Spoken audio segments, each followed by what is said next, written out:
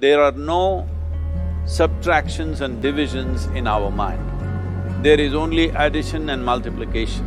I will just remove negative thoughts and I will have positive thoughts. All the best, it's not going to work. It's just that you need to pay little attention as to how it functions. You will see there is a distinction between what is you and what you have gathered.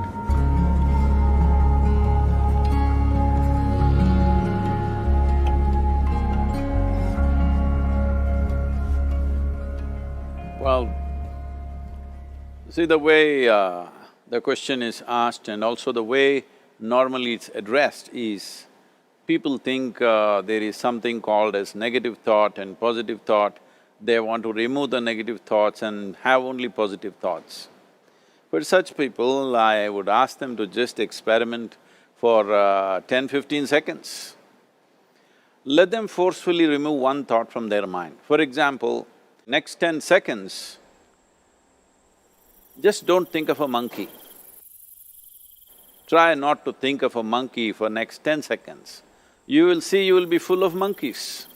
So what I'm saying is, this is the nature of your mind, because in this mind, all the three pedals are throttle. There is no brake, there is no clutch. Whatever you touch, it will only go faster. In this kind of mind, people have been taught from moral teachers and religious teachers, do not think about bad things. Well, since then it's been a full-time job. So there is no way you can handle the mind like this. This doesn't need any great enlightenment. If you spend 2 minutes with your eyes closed, you will realize you cannot do anything forcefully with this mind. So, I want to remove negative thoughts. Do not ever go in this direction, because what you want to remove will become your quality. Always you will be on it. So what should I do? The thing is this, without understanding the fundamental mechanism of this mind, because our mind, human mind, is the most sophisticated computer on the planet. Even all the supercomputers have come out of this. When this is the case, is it not important that we understand the mechanics of how it functions? One simplistic aspect of how it functions is, there are no subtractions and divisions in our mind. There is only addition and multiplication. If you try to do something with it, it will say one more. If you try hard, it will multiply into many more. In this mind, you don't try to identify what is positive, what is negative and try to remove it. First of all, one needs to understand, this mind of yours, this body of yours is supposed to serve you. The life that you are is important. Body and mind are vehicles that must serve us. If you sit in a vehicle, it must go where you want to go. If it goes to its own destination, what is the point of such a vehicle? It's just a nuisance. Right now, most human beings are unfortunately experiencing this fantastic possibility of human mind as a nuisance, as a troublesome thing. Well, this is the most beautiful thing you have. It's just that you need to pay little attention as to how it functions. One simple thing is this. First and foremost process is, that's why we put out this process called Isha Kriya. This is to distance yourself from your physiological and psychological process. There is something called as you which exists. This is not a composite of all your thoughts and emotions and physiological processes. Beyond that, there is you. If you close your eyes, even if you cannot see anything, you're still there. It is through the window of your eyes that you're looking out, but if you close your eyes, it doesn't mean that you don't exist, you still exist. So beyond your thought, you still exist, beyond your emotion, you still exist. So that you, the life that you are, this has to come into your experience. Why is it that you're not allowing that to come into your experience, which is the most significant aspect of who you are? Who you are right now, the most significant aspect is, you and me are alive right now, this is it. What I'm thinking, what you're thinking is not the important thing. We are alive right now, that is the important thing.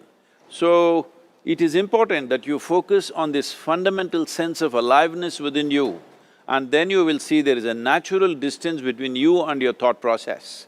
Once there is a distance between your psychological process and your physiological process, this is the end of suffering. Because there are only two kinds of suffering that human beings go through, physical suffering and mental suffering. Once you create a little space between you and your mind, between you and your body, this is the end of suffering. This is something every human being has to experience and know, otherwise thinking I will just remove negative thoughts and I will have positive thoughts, all the best, it's not going to work 100%, it's not going to work because nobody can remove it, they can avoid it for some time. So when negative thoughts come, you say Ram Ram, Shiva Shiva, whatever you want, but this is just avoiding, it's not gone. The moment you stop that, it will pop back with great force, otherwise it'll come back in your dreams. So it's very important, first of all you need to understand your anger, your resentment, your fear, your anxieties, the negativity that you generate. Generally resentment, anger, it is always directed towards somebody. But we need to understand this is poisons that we are drinking and expecting somebody else to die. Fortunately, life doesn't work like that. If I drink poison, I die. If I drink poison, you don't die. So, we need to understand this. When I say poison, today you can have yourself chemically analyzed. Right now, what is your blood work, what it says? 5 minutes of intense anger, check your blood work and see, there will be lots of negative elements in it, literally you're poisoning yourself. So, do you want to poison yourself? Definitely not. Now the very question is coming from certain helplessness, what shall I do? Don't do anything, just sit back and just concern yourself with something which is a life process. Maybe your heartbeat, maybe your breath, maybe just a sensation of being alive. Depending upon how sensitive or how perceptive you are, accordingly, find something.